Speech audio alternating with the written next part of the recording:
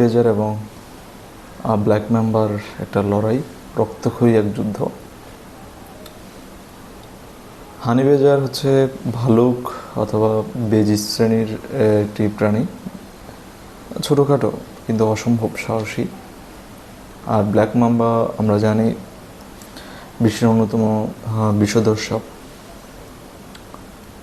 তো একটা লড়াই, ইউটিউব র্যান্ডম একটা ভিডিও আমার সামনে আসলো, আমি দেখলাম ব্ল্যাক মাম্বা পিছন থেকে হানি বেজারকে একটা ছোবল দিল।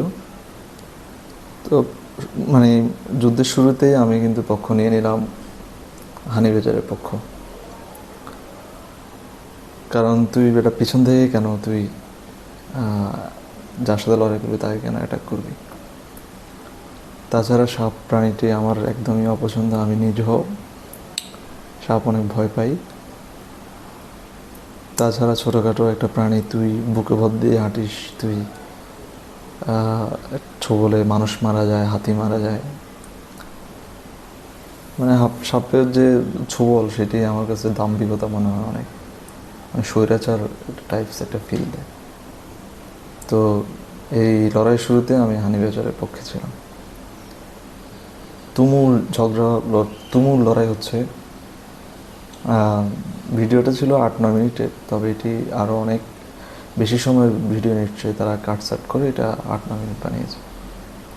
শেষ পর্যন্ত হানি বেজার বিজয়ের বেশে যখন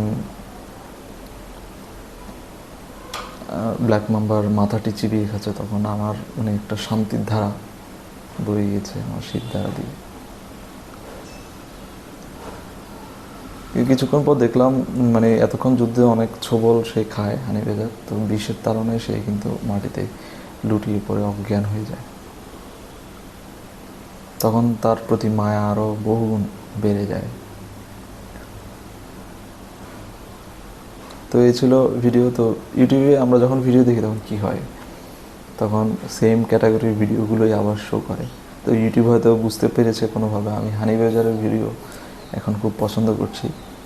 পরে আরেকটা ভিডিও কিছুক্ষণ পর দেখলাম যে একটা মরুভূমিতে একটা খেজুর গাছে একটা হানি বেজার একটা একটা পাখির বাসায় অ্যাটাক করেছে। সেখানে 5টা ছোট ছোট পাখির ছানা, যেগুলো চোখ এখনও ফোটেনি, এ ধরনের পাখির ছানাদেরকে অ্যাটাক করে মানে খেয়ে ফেলবে এরকম একটা অবস্থায় ছানাদের মা হানি বেজারের চারপাশে উঠছে, অ্যাটাক করার চেষ্টা করছে। কিন্তু তো এখানে কি অ্যাটাক করবে? হানি বেজারের সাথে পাখি তো কোনোভাবে পেরে ওঠার কথা না।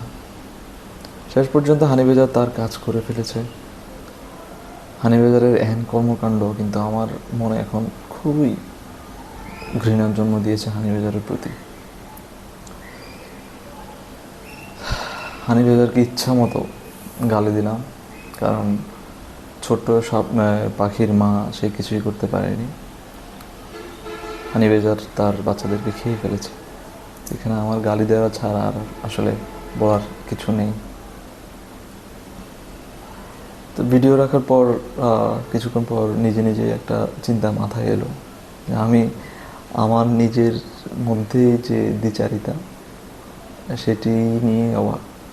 কিছুক্ষণ আগে যে প্রাণীটি ব্ল্যাক মাম্বার সাপের সাথে যুদ্ধ করে লড়াই করেছে, জয়লাভ করেছে, যার বিজয়ে আমি উচ্ছ্বসিত হয়েছি, সেই একই প্রাণী যখন তার চেয়েও খর্ব শক্তির কোনো প্রাণীর সাথে লড়াই করে, তখন মায়াটা আমার ওই সেই ছোট প্রাণীটির প্রতি যায়।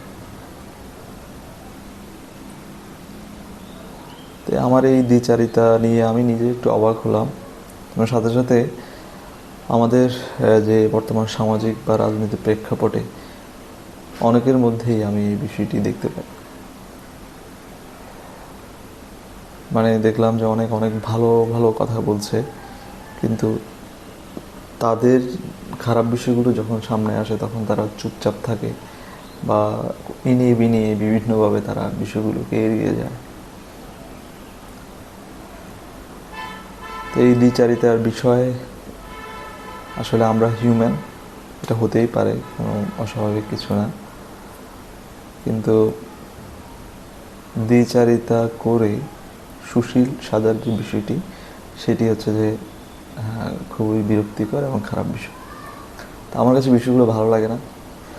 আপনাদের কাছে কেমন লাগে জানাবেন। আমার এই ভাঙা ভাঙা কথা যদি আপনাদের ভালো লাগে তাহলে আমার চ্যানেল সাবস্ক্রাইব করে রাখবেন। ধন্যবাদ সবাইকে, ভালো থাকবেন। আসসালামু আলাইকুম।